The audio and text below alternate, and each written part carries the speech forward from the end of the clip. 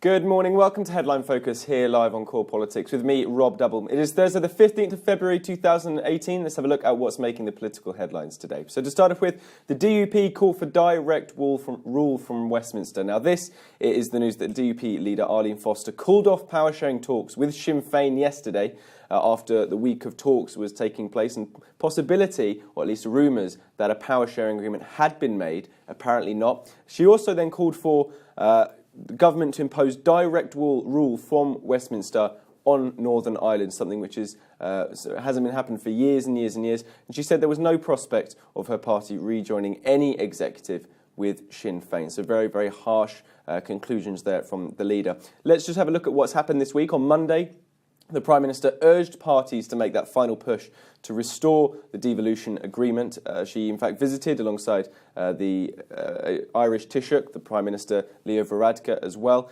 She said widely to the press, the Prime Minister, that a deal was imminent. And so obviously that fed through into the media as well. And the common thought that by the end of the week we'd see an agreement, obviously not. What's really bad, though, and embarrassing for the Prime Minister on this case is what the DUP have been saying against the Prime Minister in terms of her input into these talks. DUP negotiator Simon Hamilton called the Prime Minister and said the Prime Minister had been a distraction to the talks by visiting Belfast earlier in the week. The government said they will continue discussions with the DUP and Sinn Féin over the weekend, with the Northern Ireland Secretary Karen Bradley updating MPs in the Commons on Tuesday. So that's a very, very significant moment. Obviously, the DUP are in a supply and confidence agreement with Theresa May and the Conservatives in government, but here a very, very embarrassing conclusion to these talks this week for Theresa May. Next up, EU sanctions watered down. Now, the mechanism to sanction London if it breaks EU rules during the transition period, if you remember, this came out a couple of weeks ago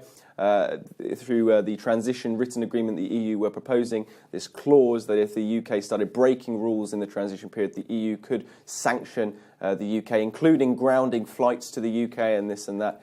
Made a lot of news at the time. This has now been watered down after the European Council's Brexit Working Party met yesterday and are indeed meeting today as well.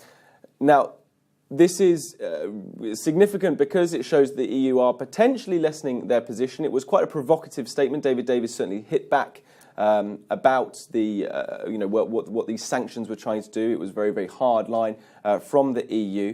It's now been watered down to the extent where the Commission would be obliged to start an infringement procedure against the UK if the UK were to go against the transition agreements. And that's under Article 258 of the EU Treaty, which is standard EU operating procedure. And that's only if the EU refuses to comply, then unilateral measures and sanctions will then be taking place by the EU. So very much a watered-down stance. Interesting to see where that goes, obviously, in terms of the negotiations in the next few weeks. And finally, this is the Sun's big headline this morning, Corbyn and the Czech Spy. Now, it's reported that Jeremy Corbyn, the Labour leader, met a Czech agent at least 3 times and was, in fact, given the code name COB, or Cobb, when he was a backbench MP in 1986. The revelation was buried in files unearthed from the Czech Secret Service archive in Prague. A spokesperson dismissed the allegations, saying an agent, asset or informer as entirely false and a ridiculous smear, and said the Labour leader had met a Czech diplomat for a cup of tea, but Jeremy neither had nor offered any privileged information to this or any other diplomat. Nonetheless, it makes it onto the Sun's front page and will no doubt be a talking point going into the political day today. That's pretty much it for today. You're up to date. Don't forget you can find all the latest on what we're doing here on Core Politics on our Facebook page and Twitter right here. But from me and all the team here at Core London, have a fantastic start to your Thursday.